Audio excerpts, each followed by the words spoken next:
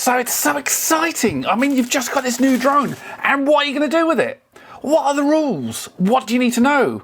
Well, give me about 5 minutes and we'll go through exactly what you need and give you a start. So your new drone's just arrived, the batteries are on charge, your kids are raring to go. Well, firstly, take the batteries off charge unless you're planning to fly right this very second. All these batteries in these drones are lithium polymer batteries and they don't like being left fully charged. Plan your flights, plan when you're going to fly, look at the forecast and charge your batteries either the very day you're going to fly or the night before.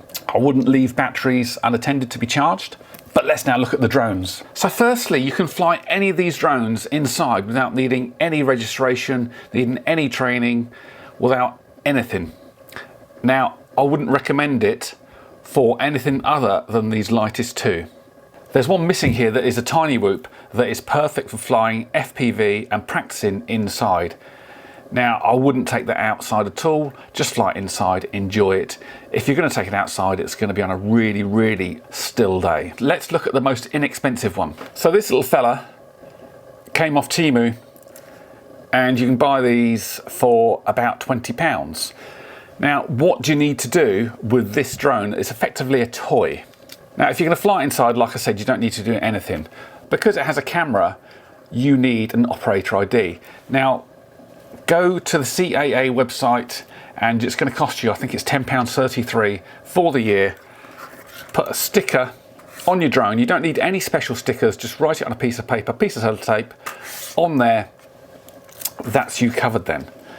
Remember, you've got to be able to see this when you're flying it. This has no GPS, this won't come back to you, there's no return to home. So I would suggest you fly this very close and keep it close to yourself. This is perfect to fly inside, but obviously avoid, if you've got young kids or pets or anything, these propellers will cut and they cut easily. So that's the thing you want to watch, is just that you don't do anybody in your family damage. So if you're going to fly inside, then have a room without anybody in it. You do not need a flyer ID for this, even if you're flying outside, but I'd recommend it. As with all drones, and this applies to all the drones here, you can't fly close to an airport. You could fly these inside even if you were next to Gatwick Airport, as long as the drone can't escape from your house. So that's the cheapest one. If you're going to fly outside, make sure there's no wind, no rain. This is the next one. This is actually a Cine Whoop that I've kind of part built. It came part built and I've kind of had to add a couple of bits to it. I'd never really flown it properly. You could fly this inside perfectly. It comes with, well, you have to have a set of goggles that you fly it through. Now, FPV drone, so first person view, so you are viewing through the screen.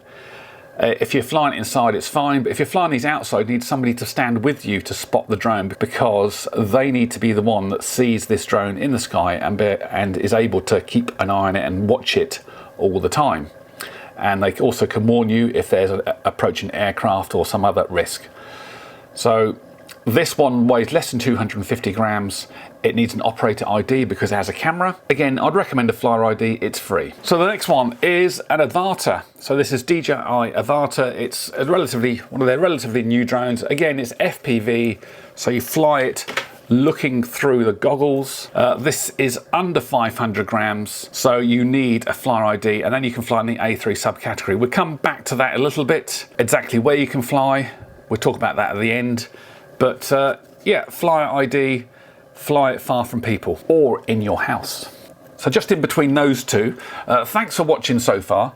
I love drones and it's my thing, and if you want to learn to fly in more places, I hope this video has been a good introduction. There's more to come. Obviously, I do all these sorts of videos helping you fly in different places. Now, it's not as good a training as doing an A2 CFC. It's free and it's a good place to start. If you like it, please hit the thumbs up. And if you really like it, please click the subscribe button. I'm getting close to 1,000 subscribers and it just makes my year to get over that 1,000. So thank you very much, and let's get to the next one. Now, this little baby is the Mini 3 Pro. Now, it's now been superseded by the Mini 4 Pro, but it's effectively the same drone. The Mini 4 has little legs, so slightly better transmission. It's the same camera on a Mini 4 to what's on the Mini 3, but there's some additional software that helps you to fly things like cruise control and things that are in Mini 4 that are not in the Mini 3.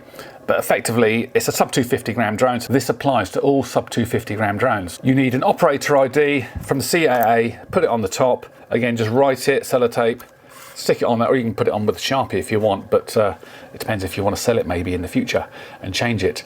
Not higher than 400 feet, not near airports. Don't fly it if it's too windy. Don't fly it if it's raining. I wouldn't fly this inside unless you've got a big haul.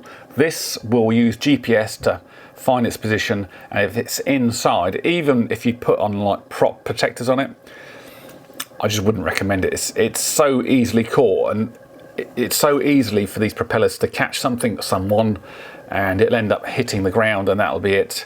You'll wish you flew outside. So find yourself a nice big area to fly it, far from people to start with, and you're going to love this drone. Great pictures, great video. This drone represents the daddy of drones, really. So this happens to be an Air 2S. This really applies to any drone above 250 grams. You need an operator ID. Mine is both in the battery compartment, and I've put it on the arm, but they don't like you putting it on the arm anymore. That's why it's in the battery compartment too. An operator ID, and you also need a flyer ID to fly this drone. This will let you fly in the A3 subcategory, but if you want to know exactly how and where you can fly these, I've done this video especially for you.